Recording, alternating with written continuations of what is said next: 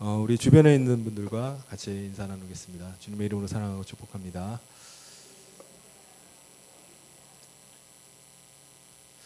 우리 아까 같이 남자분들이 점심을 같이 드셨는데 다 어디 가셨지? 네. 혹시 안 들어오신 분 있으면 들어오라고 좀 말씀 좀 해주세요. 네, 우리는 종종 가까운 사람들의 부고를 받게 됩니다. 그럼 우린 그런 부고장을 받을 때마다 어휴 벌써 가나? 이런 생각도 하게 되고, 야, 나이가 이제 갈 때가 됐구나. 뭐 그런 이야기를 합니다. 여러분 혹시 그런 생각을 해보신 적 있으십니까? 죽었구나 그럽니까? 그냥 너무 빨리 가는 것 같기도 하고, 갈 때가 됐으니까 가는 것 같기도 하고, 뭐 그런 생각을 합니다. 근데 이게 남의 얘기는 아니죠. 나이가 적든 많든 우리는 다 언젠가는 죽음을 맞이하게 됩니다. 나이가 많다고 해서 빨리 갈 날이 얼마 안 남은 건 아닙니다. 우리 이한정 권사님 얼마 전에 전화가 왔는데 100세세요, 100세. 따님 벌써 가신 지가 한참 됐고 아직도 건강하세요. 그렇다면 여러분은 죽음을 맞기 전에 남편이나 뭐 아내나 자녀에게 유언을 남기신다면은 그럼 어떤 유언을 남기시겠습니까? 내 통장이 있는데 통장이 어디 있으니까 그거를 찾고, 땅 문서는 어디 있으니까 땅 문서는 거기 가면 있고, 내가 주식은 좀 투자했으니까 그게 좀 올랐을지 모르겠어. 그거 하고, 현찰은 어디다 감춰놨으니까 거기를 뒤져보면 나올 거야. 뭐 아마 그런 유산 정리를 먼저 하겠죠. 그러고 나면 뭘 하죠? 여보, 내가 가더라도 재혼하지 말고 나만 생각하고 혼자 살아. 뭐 그런 배우자에게 또 뭐 남긴 유언이 있을 겁니다. 자녀들에게는 뭘 할까요? 너 부모님 속썩이지 말고, 엄마 속썩이지 말고 잘 좀 해라. 형제간에 싸우지 말고 잘 좀 지내. 그리고 뭐 어떤 사람은 그동안 좀 아쉬웠던 것도 얘기하기도 하고, 또 고마웠던 거, 가족한테 고마운 거 있잖아요. 정말 내가 말년에 이렇게 고생하는데 나를 수발하느라고 얼마나 고생했는지 너무 고마워가지고 또 고마운 마음을 또 표현해야 되잖아요. 그리고 또 내가 젊었을 때 또 객기 부리면서 했던 거, 뭐 그런 거 생각해 보니까 갈 때가 되니까 막 그런 게 막 생각나요. 그래서 또 미안한 것도 얘기하고. 또 유언으로 남길 만한 것도 있나요? 근데 우리는 하나님 앞과 우리를 심판하실 그리스도 앞에 장차 서게 될 사람들이잖아요. 이 사실을 우리가 믿고 있다면 우리는 어떤 유언을 남겨야 될까요? 오늘 말씀에 보면 사도 바울이 자신의 그 마지막이 얼마 남지 않음을 알고 이제 직감을 했어요. 이제 곧 가겠구나. 그래서 믿음의 아들 디모데에게 남긴 마지막 유언의 말이 나옵니다. 우리 1절을 우리 같이 한번 읽어보도록 하겠습니다. 시작. 하나님 앞과 살아있는 자와 죽은 자를 심판하실 그리스도 예수 앞에서 그가 나타나실 것과 그의 나라를 두고 엄히 명하노니. 여러분, 우리가 그리스도인으로 우리가 붙잡고 있는 믿음, 그리고 우리의 소망은 무엇이죠? 우리 믿음은 우리가 장차 하나님 앞과 우리를 심판하실 그리스도 앞에 서게 된다는 사실입니다. 우리는 믿어요. 또 하나의 소망은요, 그 주님이, 나를 심판하실 그 주님이 나를 데리러 다시 이 땅에 오신다는 사실입니다. 이 소망을 우리가 가지고 있어요. 그리고 그분이 우리를 하나님의 나라로 인도하신다라는 그 소망 가운데 우리가 살아갑니다. 이 믿음과 이 소망을 가진 사람은요, 이 땅에 살 때 어떻게 살죠? 장차 오실 예수님을 맞이할 준비를 하면서 살아갈 것입니다. 그리고 장차 내가 하나님의 나라 가운데 들어가게 될 것을 믿기 때문에 그 나라에 들어갈 준비를 하는 거예요. 여러분, 이건 마치 결혼식을 앞두고 있는 신랑 신부가 결혼을 준비하는 것과 마찬가지입니다. 신랑 신부가 날짜를 받아놓고 결혼식장을 정해놓고 그냥 있나요? 아, 빨리 그날이 왔으면 좋겠다 하고 그냥 있나요? 아니죠. 준비를 해야 돼요. 준비. 결혼식을 준비해야 됩니다. 사람들을 초청하기도 하고 자신의 몸과 마음을 또 준비도 하고, 이제 부부가 돼서 혼자 살다가 부부가 돼서 같이 살잖아요. 실제로 살 준비를 해야죠.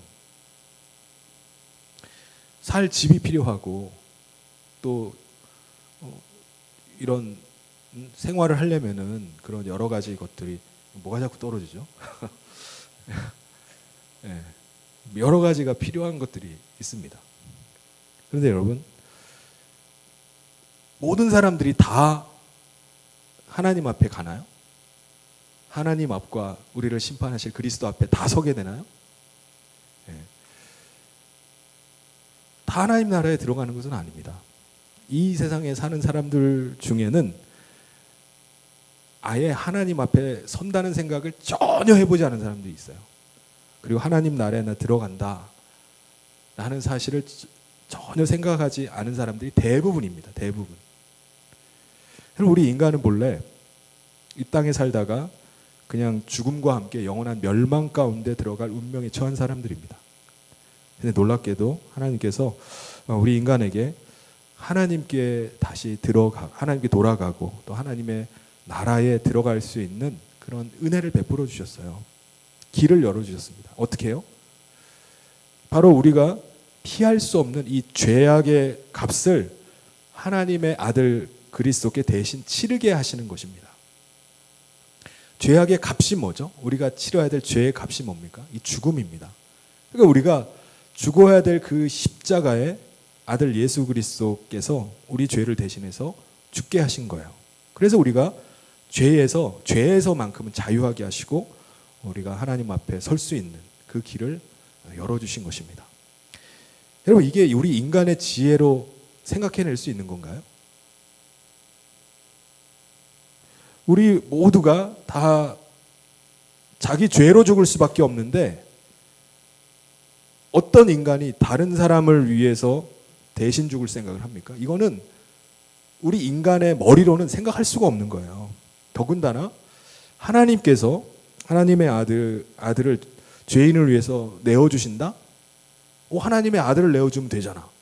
이런 생각을 할 수 있는 사람이 있나요? 없어요. 이건 우리 인간의 머리에선 나올 수가 없는 겁니다. 그러므로 죄인된 우리 인간을 구원하시는 이 십자가의 은혜, 이거는요, 우리 인간의 지혜가 아니라 하나님의 지혜입니다. 전적으로 하나님께 속한 거예요. 우리 인간의 머리는 죽었다 깨어나도 이것을 생각해낼 수가 없어요. 그러므로 이 구원의 은혜는요, 이 하나님 나라의 복음은 누군가가 가르쳐 주지 않으면요, 알 길이 없는 거예요. 우리 인간의 머리로는 생각해낼 수가 없기 때문에 그래요. 그래서 이 진리를 아는 사람, 이 구원의 은혜를 받은 사람, 이 사람의 사명이 뭐죠? 이 구원의 은혜, 하나님 나라의 복음을 모르는 사람에게 전하는 겁니다. 그게 아는 사람의 사명이에요. 하나님께서 우리 가운데 주신 구원의 이 지혜를 다른 사람에게 알려주는 것입니다. 디모데후서 4장 2절을 우리 같이 한번 읽어보겠습니다. 시작. 너는 말씀을 전파하라. 때를 얻든지 못 얻든지 항상 힘쓰라. 범사의 오래 참음과 가르침으로 경책하며 경계하며 권하라. 사도 바울이 자기 믿음의 아들 디모데에게 마지막으로 남기고 싶은 말이 이거예요. 복음의 진리를 너는 전해라. 가르쳐라. 그러니까 내가 그 사명을 감당해 왔듯이 너가 이제 나를 이어서 이 사명 계속 감당해 달라는 겁니다. 때를 얻든지 못 얻든지, 즉 기회를 얻든지 기회를 얻지 못하든지 항상 힘쓰라는 거예요. 그런데 여러분, 우리가 이 하나님 나라의 복음, 구원의 은혜를 전하면 사람들이 막 환영을 합니까? 너무 좋은 말씀이에요. 그거 어떻게 하셨어요? 왜 지금 전해주세요? 너무 고마워요. 뭐 이런 사람이 있나요? 네, 없습니다. 그럴 사람은 아무도 없어요. 거절을 하든지 오히려 적대적이 되든지 아니 그전에는 안 그랬는데 내가 복음 전하고 나서부터 나를 미워해요. 네. 나를 보면 막 피해. 그리고 도저히 벗어날 수 없으면 막 유보를 합니다. 다음에. 잘 안 받아들여요. 그러므로 오늘 우리가 이 하나님 나라의 복음을 전하고 구원의 은혜를 전할 때 반드시 가져야 될 마음 자세, 그게 있습니다. 태도, 그게 있습니다. 그게 뭐죠? 오래 참는 겁니다. 사도 바울이 디모데에게 복음을 전하면서 오래 참으라고 말하는 거예요. 오랫동안 복음 전하고 기다리던 가운데 한 사람이 주께 돌아왔어요. 구원의 길을 발견한 겁니다. 그러면 이제 끝났다. 난 복음 전했으니까 끝 이럽니까? 아니에요. 물과 성령으로 거듭난 사람은요, 어린 아기와 같습니다. 어린 아기를 내가 낳았다고 해서 내버려 둡니까? 방치합니까? 아이 죽는 거예요. 그러니까 아기는 계속 자라도록 해야 됩니다. 자기가 스스로 생활할 수 있도록 성장을 시켜놔야 돼요. 그래서 사도 바울이 뭐라고 권면하죠? 디모데야, 복음을 전하고 오래 참고 계속 가르쳐라. 계속 가르치라는 거야. 경책해줘라. 경계해줘라. 권면해줘라. 이게 필요한 겁니다. 그러니까 때로는 잘못된 것을 책망하기도 하고, 경계. 여기 넘으면 안 돼. 그리고 이건 해도 돼. 권면을 하는 거예요. 이거 꼭 해야 돼. 그래야지 그 가르침 속에서 자라나기 시작합니다. 제가 유튜브를 보다 보니까 반려견을 훈련하는 그런 그 훈련사 채널이 하나 있더라고요. 여러분들 혹시 보신 적이 있는지 모르겠는데, 개통령 하면은 뭐 유명한 김모 씨 있잖아요. 근데 떠오르는 또 하나의 또 훈련사가 한 명 있습니다. 이 유튜버는요, 이제 개 훈련을 시키는데, 어떻게 훈련시키냐면 발로 차요. 막 개를 발로 막 이렇게 막 이게 차기도 하고, 개가 말을 안 듣잖아요. 그럼 훈련사 하는 사람이 개 목줄을 잡고 막 들어 올려요. 막 흔들어 버리면 개가 킥킥거리면서 매달려가지고 막 버둥거려요. 그리고 주인이 원하는 걸 가르쳐 주기 위해서 말은 안 듣잖아요. 그럼 줄을 팍 채버려요. 그럼 목이 쪼여가지고 그냥 개가 어쩔 줄 몰라요. 개가 개 놀라는 거 있잖아요. 개 놀래가지고 주인이 왜 이러나? 그래가지고 주인의 눈치를 봅니다. 근데 놀랍게도 이 훈련사가 훈련을 시키면은 다른 개를 보면은, 이게 길거리 돌아다니다 막 개를 만나기만 하면 막 잡아먹을 듯이 막 짖고 막 달려드는 개들이 있습니다. 산책 나가면은 개가 산책하는 건지, 아니 주인이 개를 데리고 나가는지, 개가 주인 데리고 다니는 건지 모를 정도로 개가 사람을 끌고 다니는 그런 개들 있잖아요. 예. 그리고 주인이 뭐 불러도 전혀 오지 않는 개들이 있습니다. 뭐 주인이 뭘 시켜 뭐 이렇게 해도 말을 전혀 안 들어 쳐먹는 개들이 있어요. 그런 개들이 교정이 되는 거예요. 이 훈련사가 말하기를, 왜 금쪽 같은 개들이 생기는가? 왜 말 안 듣는 개들이 생기는가? 그거는 주인이 개를 개같이 훈련 안 시켰기 때문이라는 거예요. 개를 사람처럼 오냐오냐 해서 키워가지고 개가 개판이 됐다는 겁니다. 그러니까 개가 주인이 누군지를 모르는 거예요. 자기가 무슨 사람인 줄 알고 그렇게 방 안에서 그냥 사람 행세를 하고 있는 겁니다. 자기 마음대로 하는 거예요. 근데 개를 개같이 훈련시키면은 개를 훈계하고 견책하고 경계하고 하면은 이제 개가 위계질서가 딱 잡히는 겁니다. 우리 주인님은 누구시구나. 그리고 주인이 하는 명령에 이제 복종을 하는 겁니다. 그래서 이 사람이 얘기하는 게, 그렇게 훈련이 잘 되면은 개도 편하다는 거예요. 개도. 그리고 주인도 편하다는 겁니다.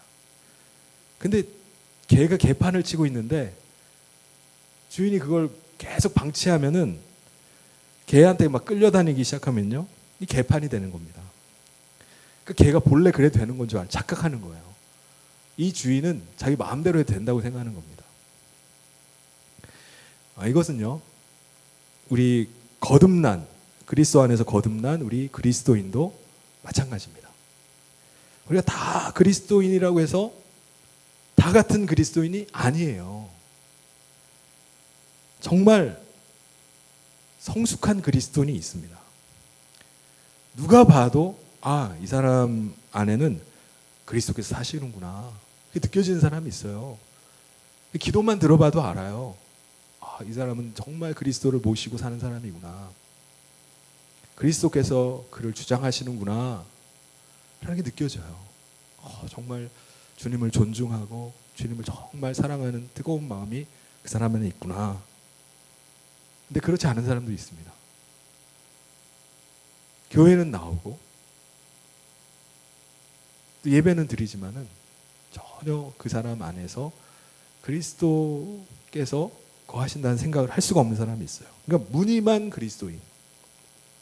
차라리 그리스도인이라고 자기 얘기 안 하면 좋겠는데 말하는 순간 나 부끄러워지는 거예요. 이 사람이 진짜 차라리 그리스도인이라고 말하지나 말지. 그래서 우리가 가르침으로 책망하기도 하고, 우리가 경계하고, 또 가르치고 또 해야 될 것을 권면하고 하는 일이 필요한 거예요. 우리가 그리스도 안에서 누군가 이 일을 해줘야 되는 거예요. 우리가 성도 중에 신앙생활을 오래 했지만은 모르는 경우가 있어요. 그 가르침을 안 받았기 때문이에요. 자기 마음대로 막 생각나는 대로 말하고, 막 자기 뜻대로 막 하려고 하고, 이 사람은 그냥 훈련을 안 받은 개처럼 개판이 된 거예요. 신앙생활을 제대로 못하는 겁니다. 왜 이렇게 해야 되죠? 왜 하나님 나라의 복음을 전하고 그를 가르치고 견책하고 경계하고 권면하고 왜 이런 수고를 해야 됩니까? 디모데후서 4장 3절 4절에서 이렇게 말씀합니다. 우리 같이 한번 읽어보겠습니다. 시작. 때가 이르리니 사람이 바른 교훈을 받지 아니하며 귀가 가려워서 자기 사욕을 따를 스승을 많이 두고 또 그 귀를 진리에서 돌이켜 허탄한 이야기를 따르리라. 왜냐하면은 때가 되면은 사람들이 교훈 듣기를 거부하기 때문이라는 겁니다. 때가 되면은 사람들이 자기 귀를 즐겁게 해주는 말을 들으려고 하기 때문이라는 거예요. 때가 되면은 사람들이 진리와 관계없는 허탄한 이야기들을 따르려고 하기 때문이라는 거예요. 그래서 이것이 필요하다는 겁니다.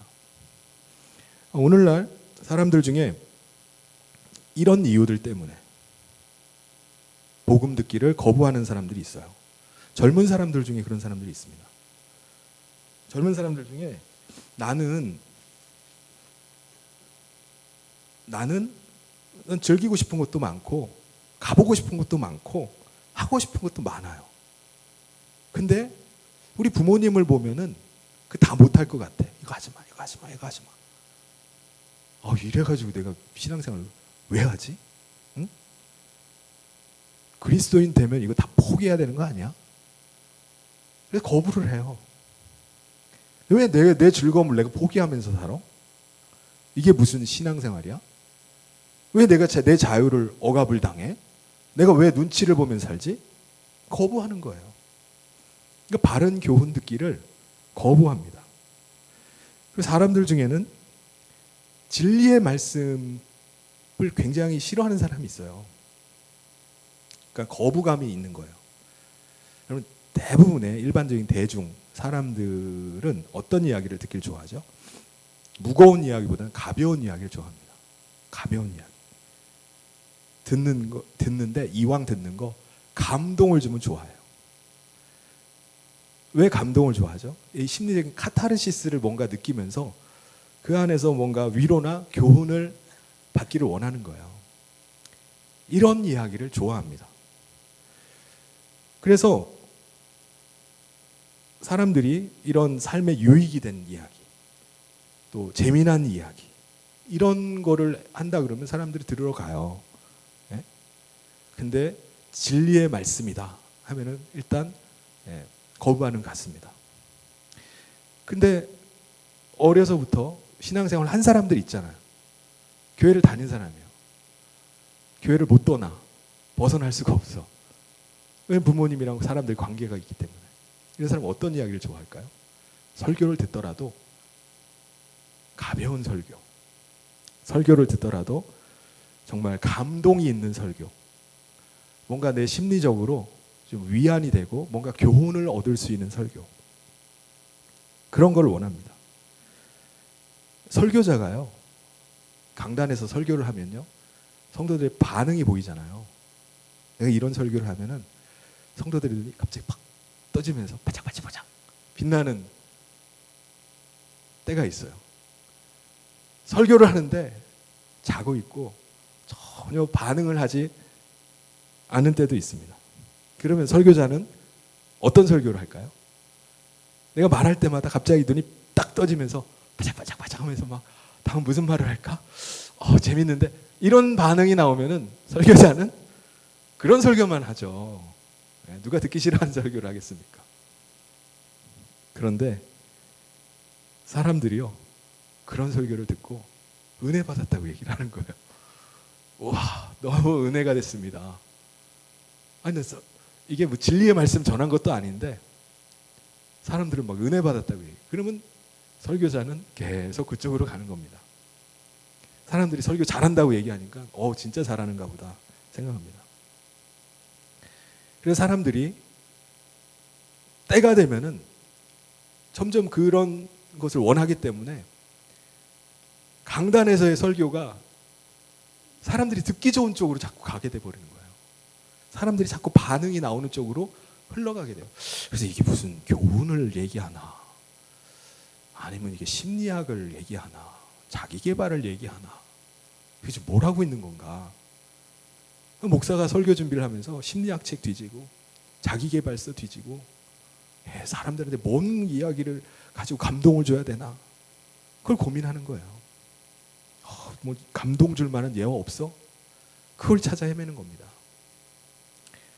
또 사람들 중에는요, 허황된 이야기에 심취하는 사람들이 있어요. 진리가 아닌데 때가 되면은 사람들이 허탄한 이야기에 귀를 기울인다고 말씀해요. 오늘날도 그런 이야기가 있습니다. 사람들이 진리가 아닌데 마치 영적인 깊은 세계를 말하는 것 같이 말하는 사람들이 있어요. 그 사람들은 또 뭐 대단한 진리인 것처럼 사람이 받아들입니다. 그럼 어떤 게 있을까요? 요즘 보면은 이제 마지막 때가 가까웠다라고 생각을 해서 자꾸 종말론을 이제 강조하는 그 세대주의자들이 있습니다. 이 세대주의의 특징은 오늘 우리 이 시대를 성경에서 말씀하고 있는 이 그 말세의 시대랑 이렇게 꿰맞추는 거예요. 그래서 모든 거를 다 성경에다가 연결을 시켜 놓습니다. 그러다 보니까 이게 오늘 이 시대에 어떤 일이 벌어지고 있는데 다 성경에 매칭이 돼가지고 지금이 바로 그때다라고 말하는 거예요. 근데 신기하게도 그런 것 같아요. 오늘날 뭐 갑자기 전쟁의 소문이 들리고, 날씨가 요즘 왜 이래 이거? 지금 8월이야, 7월이야 지금. 지금 처서가 되고 막 날씨가 이거 왜 이런 거야 이거? 이거 말세가 됐나 보다. 그러면 그럴 듯해요. 그래서 그 사람들의 이야기를 들으면 마치 정말 성경을 해석을 잘하는 것 같고 정말 영적인 비밀을 뭔가 아는 사람처럼 이렇게 들리게 됩니다. 근데요, 이게 과거에도 계속 있어왔던 해석입니다. 초대교회부터 시작된 거예요. 중세시대에도 이런 끔찍한 일들이 있을 때마다, 2차 세계대전이 있을 때도 마찬가지. 말세다 이거. 사람들이 막 죽어나가고 전쟁이 벌어지고, 그리고 냉전기를 지나면도 마찬가지예요. 극한의 냉전 시대 막 그 극한 대립으로 막 치달았을 때, 이때도 얼마나 또 그랬습니까? 많은 사람들이 그 공산주의자들이 얼마나 많은 사람 죽였어요. 혁명이 일어날 때마다 막 수천만씩 죽어 나갑니다. 예? 캄보디아는 막 자기 국민의 막 절반을 막 죽여버려요. 이런 때는 말세죠. 그런데 그런 이야기가 마치 지금인 것처럼 이렇게 이야기하다 보니까 지금 생각해 보면요, 그때 막 말세처럼 이야기해가지고 막 했던 것들이 다 허탄한 이야기예요. 허황된 이야기입니다. 과거에 뭐 종말론 이렇게 하셨던 했던 적이 있죠. 제 군대에 있을 때 주님이 오신다고 해가지고 막 방송에서도 나오고 막 그런 적이 있었어요. 그때 안 나오던 사람들이 막 이제 교회로 막 나오더라고요. 저희 선임병들도 막 교회 가야 된다 그러고 막 갑자기 단체로 방송에 자꾸 떠드니까 말세가 됐다고 하고 주님 맞을 준비해야 된다고 막 TV에 막 교회에서 막 하얀 옷 입고 이제 쭉 앉아가지고 재림을 기다리는 사람이 나오니까 겁이 나는 거예요. 진짜 오시면 어떡하지? 그래서 갑자기 막 같이 가자 교회. 근데 안 와요. 그럼 다 허탄한 이야기 돼버리는 겁니다. 그래서 사람들은 허탄한 이야기들을 따라서 자꾸 가는 거예요. 진리의 말씀보다는 뭔가 그런 자극적이고 뭔가 신비하고 뭔가 깊은 영적인 것들을 말하는 것 같은 이야기에 관심을 기울인다는 거예요. 때가 되면은. 그러므로 중요한 건 뭐죠? 모든 성도들이 이 진리의 말씀에 굳게 서는 겁니다. 분별을 할 수 있어야 돼요. 내가 진리를 분명히 알고 누가 뭔 말을 하더라도 분별이 돼야 돼요. 진리를 알면 이게 가능해집니다. 그 일을 위해서 누가 필요한 거죠? 아들 디모데 같은 사람이 필요한 겁니다. 하나님 나라의 복음을 바르게 가르치는 사람. 이 땅에서 진리를 따라 살아갈 수 있도록 가르쳐주는 사람이 필요한 거예요. 그래서 사도 바울은 그거를 믿음의 아들 디모데에게 부탁을 합니다. 우리 5절을 같이 한번 읽어보도록 하겠습니다. 시작. 그러나 너는 모든 일에 신중하여 고난을 받으며 전도자의 일을 하며 내 직무를 다하라. 그런데 현실은 어떻습니까? 많은 사람들이 이 전도자의 일을 꺼려해요. 왜 그렇죠? 힘들고 어렵기 때문에 그렇습니다. 고난이 있기 때문에 그래요. 사도 바울 본인도 이 전도자의 일을 하면서 얼마나 많은 고난을 당했는지 몰라요. 자기신의 믿음의 아들에게 이 일을 물려준다는 거 얼마나 고통스럽겠습니까? 그런데도 불구하고 그걸 부탁하는 거예요. 요즘 신학대학원에 진학하는 사람들이 점점 좀 줄어듭니다. 우리 노회 안에요 120개 정도 교회가 있습니다.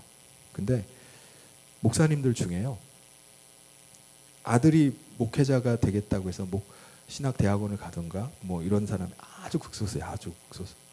찾을 수가 없어요. 제가 지금까지 3명 봤어요. 3명. 지금까지. 친한 목사님이요 이렇게 얘기하는 거예요. 저는 자기 아들이 목회하겠다면요 뜯어 말릴 거예요. 어휴 진짜 딴 거를 해야지 왜 목회를 하냐고. 여러분 영적인 싸움이 있기 때문에 전도자의 일은요 힘들고 어려울 수밖에 없습니다. 오늘날만의 일은 아니죠. 갑자기 오늘날 이게 갑자기 어려워졌나요? 아닙니다. 과거에도 그랬어요. 우리가 진리를 알고 있다면, 우리가 진리의 빛 가운데 거하고 있다면 이 진리를 전하려고 할 겁니다. 어렵든 말든 지금 상황이 어떻든 이 진리를 전해야지, 진리의 빛을 전해야지 사람들이 진리 가운데 거할 수 있기 때문입니다. 여러분 사람들이 눈이 있다고 해서 다 보는 건 아니에요. 뭐가 있어야지 볼 수 있는 거죠? 빛이 있어야지 보는 겁니다. 시력이 2.0 독수리의 눈을 가진 사람이라 할지라도 여기 불 꺼버리면요 아무것도 못 봐요. 눈이 있으면 뭘 합니까? 눈이 2.0이면 뭐예요? 빛이 없으면 못 봐요. 이와 마찬가지로 진리를 아는 것, 진리를 보는 것도 진리의 빛이 비춰져야 됩니다. 그리스도께서 우리 안에 임하셔서 진리의 빛 대신 그분이 우리 안에 임하셔서 우리를 보게 하셔야 되는 거예요. 그럼 진리가 보이기 시작하는 거예요. 길이 보이기 시작하는 겁니다. 그러므로 우리는 빛 대신 그리스도를 전해야 되는 거예요. 진리의 빛을 알려줘야 되는 겁니다. 그래서 사람들로 하여금 진리의 눈을 뜨게 하는 겁니다. 사도 바울이 그래서 너는 고난을 불사하고 힘들더라도 어렵더라도 이 진리의 복음을 전하라는 것입니다. 이게 내가 마지막으로 하고 싶은 얘기라는 거예요. 계속 전하는 일에 힘을 써라. 나도 죽을 고생하고 나도 내가 사도 바울이 참수를 당해 죽잖아요. 그걸 아는 거예요. 내 마지막이 편히 그냥 침상에서 그냥 거의 자연 사는 게 아니고 순교를 당할 거 알아요. 그런데도 불구하고 자기 믿음의 아들에게 그거를 전수를 하는 겁니다. 너도 나처럼 이 같은 삶을 살아라. 이거 얼마나 가슴 아픈 일이에요. 그런데도 누군가 그걸 해야 된다는 거예요. 사도 바울이 이렇게 말하면서 자기 자신은 어떻게 살았다고 말하죠? 4장 6절을 우리 같이 한번 읽어보겠습니다. 시작. 전제와 같이 내가 벌써 부어지고 나의 떠날 시각이 가까웠도다. 이 전제라는 것은 이제 번제를 드릴 때 이제 제물에 불을 붙이기 전에 그 제물에다가 먼저 붓는 포도주입니다. 근데 마지막이죠, 마지막. 그게 전제입니다. 자신은 이 전제와 같이 다 부어졌다라는 거예요. 지난 30년 동안 사도 바울이 사역했던 삶이 다 부어지는 삶이에요. 선한 싸움을 싸우기 위해서 계속 싸우는 삶. 달려갈 길을 계속 달려가는 삶. 네. 그 가운데서 이 믿음을 끝까지 지키면서 여기까지 온 거예요. 그럼 사도 바울이 무엇 때문에 30년 동안이나 선한 싸움을 싸우고 달려갈 길을 달려가면서 살겠습니까? 이 많은 고난을 겪으면서도 이 믿음을 포기하지 않고 끝까지 이 믿음 붙잡고 여기까지 온 것입니까? 바라는 소망이 있기 때문이에요. 소망. 우리 4장 8절을 우리 같이 한번 읽어보도록 하겠습니다. 시작. 이제 후로는 나를 위하여 의의 면류관이 예비되었으므로 주 곧 의로우신 재판장이 그날에 내게 주실 것이며 내게만 아니라 주의 나타나심을 사모하는 모든 자에게 도니라. 사도 바울이 끝까지 지난 30년 동안 예수님을 만난 이후에 이 진리에 비치신 그리스도를 전하는 일에 자신의 전 삶을 드렸던 이유, 그것은 자신이 예수님 앞에 서게 된다는 것과 그리고 예수님께서 자기에게 의의 면류관을 준비해 놓으시기 때문이라는 거예요. 그는 사람들에게 칭찬받기를 원치 않습니다. 사도 바울은 사람들이 인정받으려고 일을 하는 게 아니에요. 사람들에게 무시당하고 사람들이 조롱거리가 돼도 상관없어요. 사람들에게 상 안 받아도 돼요. 근데 그가 바라는 한 가지. 예수님이 자기를 칭찬해 주시는 겁니다. 예수님이 자기에게 면류관을 씌워주시는 거예요. 잘했구나. 사도 바울은 그걸 바라고서 그 삶을 전제와 같이 다 부어진 삶을 살았던 겁니다. 근데 이것은 자기만 면류관 받나요? 나만 면류관 받나요? 아니에요. 주의 재림을 사모하는 사람들, 그가 전한 하나님 나라 이 복음을 받은 사람 모두가 다 면류관이 주어진다는 거예요. 여러분 한번 생각을 해보십시오. 우리가 주님 앞에 섰을 때 내가 전도한 사람들이 다 같이 주님 앞에 서서 함께 면류관을 받는다면 얼마나 영광스럽겠습니까? 이들이 내가 전하는 그리스도의 복음을 통해서 주님 앞에 서서 마지막 날 주님의 그 영광스러운 면류관을 함께 받고 있는 겁니다. 사도 바울은 디모데에게 내가 비록 지금은 감옥 안에서 마지막 때를 기다리고 있지만 나는 그리스도께서 다시 강림하심을 기다린다. 나는 의의 면류관을 받을 것을 기대하면서 오늘도 살아간다 라고 말을 합니다. 여러분 오늘 우리는 지금 건강하게 살고 있다 할지라도 언제 이 세상을 떠날지 몰라요. 그런데 우리는 그때까지 우리 안에 거하시는 진리에 비치신 그리스도를 증거할 수 있길 바랍니다. 하나님 나라의 소망을 우리가 전할 수 있길 바랍니다.